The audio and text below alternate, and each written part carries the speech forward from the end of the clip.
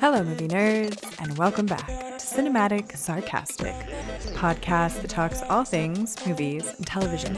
I'm Natalie, and I'm your host. On today's episode, we're going to talk about new thriller drama, Leave the World Behind. I am pretty sure that this one just dropped today, as in the day that I am recording this, and I believe that this episode is going up tomorrow. So when you are listening to this, it'll have been yesterday that this film dropped. If this movie comes out in theaters, 10 out of 10, do not waste your money on this. We will get into it though. I am pretty sure that this is going to have some spoilers, just a warning, because I don't really know, and I feel like I say this a lot, but I don't know how to talk about this film without giving at least some mild spoilers as to the content here. So Leave the World Behind stars Julia Roberts, Ethan Hawke, Mahershala Ali, Kevin Bacon, I think, makes an appearance in this one. And that is some pretty serious lineup. Now, even a month ago, like a very short time ago, if you had told me that all of these people were going to be in a film together, and would I enjoy watching that? My answer would just be an instant, of course I would. Yes, I would. What is it? Where can I sign to see that movie and set me up, right? Give me some snacks. I'm in. I've been disappointed in quite a few things that have come out just this last year, or in the last couple of years, we'll say. I would say my ratio to things that are disappointing to my ratio of things that are really exciting and really good is a little bit askew. It's certainly not as balanced as it has been in previous years. But this one, I almost want to say that this is the most disappointing film that I have seen in quite a long time, because you give me that list of just what I would consider top tier actors, and then you put that in the premise of the world is ending, what the hell is going on? Instant fun, right? Instant enjoyable. I am going to really love this, of course. Nope, not at all. Leave the World Behind is 2.5 hours that I desperately would love to have back.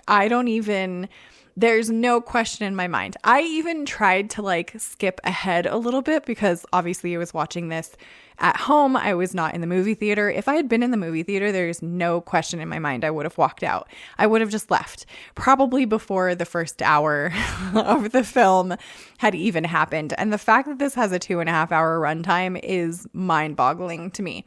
If anyone remembers the movie a million years ago that M. Night Shyamalan did that basically just started catapulting his career into nothingness, I think it was called The Happening, had Mark Wahlberg in it, and it basically, the premise was the world and plants is trying to kill us. And now that concept, the concept in and of itself of the earth is trying to reclaim itself, not a bad concept, but the execution therefore becomes kind of critical to whether or not that story is going to be any good. And The Happening for me was just kind of like a joke. It wasn't good. And it kind of stayed that way with M. Night Shyamalan films in the old, I think he did, which was also not good. The Cabin in the Woods one, this one kind of reminds me of that one as well. There are some elements to that here, which I did not enjoy Cabin in the Woods, but a lot of other people did. And this does it. I would choose Cabin in the Woods. If somebody said you had to rewatch a movie that you didn't necessarily enjoy, or you could watch Leave the World Behind again, I would choose Cabin in the Woods to watch again over this one, because nothing happens. Nothing happens in this movie. Yes, the world has come to an end as we know it, essentially. There is kind of an attack, I think, is the gist of what's happening here, that it's an attack from another country that is happening.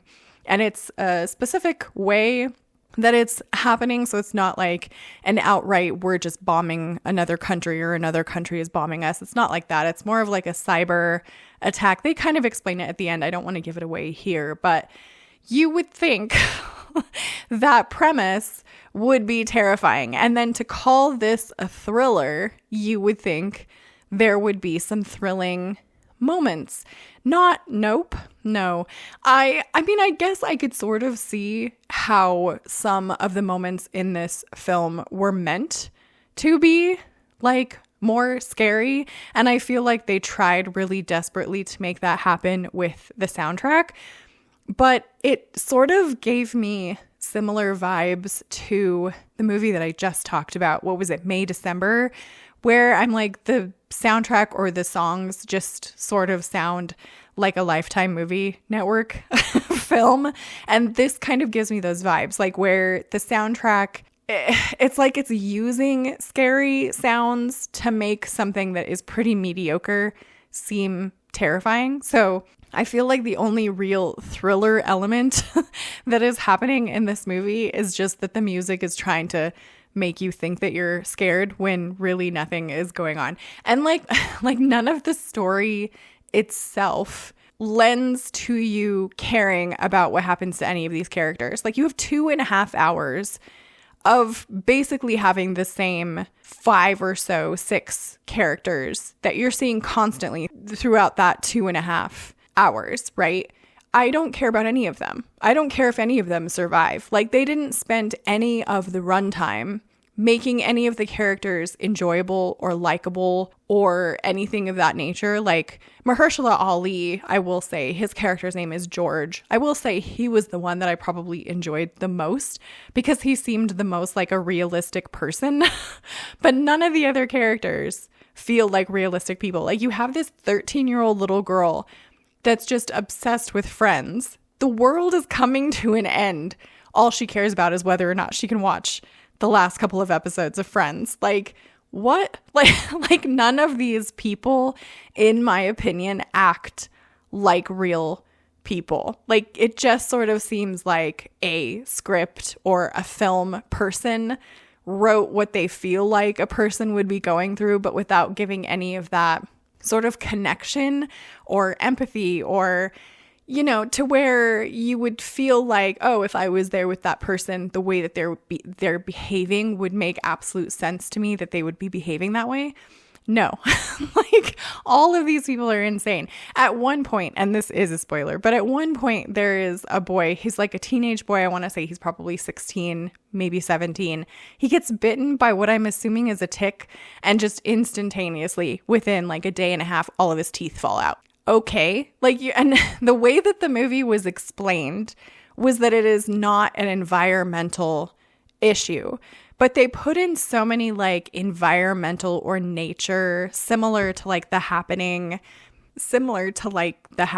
where there are natural sort of things happening. So there will be like flamingos that will land in their pool for reasons. And then there's a whole bunch of deer that show up for reasons. And then like the tick thing.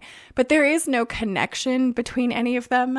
Like, I do understand, or at least I believe, Leave the World Behind is based on a book. And I would have to imagine that the book explains this better or makes more sense. Or I would hope that something actually happens in the book, because diddly nada happens in the movie. It's like all of the things that you would consider sort of interesting are happening away from our main characters. So you just get the boring side of the world coming to an end. And I question why I would want to watch that for 2.5 hours. And the soundtrack in and of itself sort of just seems strange to me. Like, you guys are going to have to let me know if you notice that. Like, again, I would say don't bother watching this one. But if you do watch this one, you guys are going to have to let me know if the soundtrack makes sense to you. Because I feel like it sort of is half and half split between like rap music for some reason and then just thriller music sounds. And I don't understand the connection there. And it could just be me like not understanding what the point is behind some of that music. But it just feels like one or the other of them is terribly out of place. And I can't even like think of which one it is, but it just like the opening music seemed so strange and so out of place. And a lot of the other songs throughout it just seem so out of place for what's going on in the movie. Like, it's just so odd. I don't know. For me, this one is an absolute lose. I would give this one like a 2 out of 5 stars. Maybe not even that. Like, this is definitely one of those films where after watching it, I'm like, oh my gosh, I feel dumber for having watched it. And I want that time back. Like, I want those 2.5 hours back to have watched something else. And that's so disappointing to me because, again, the lineup of great actors in this. And it's not like the acting is terribly bad. It's just the story, the script, I feel like, are not good.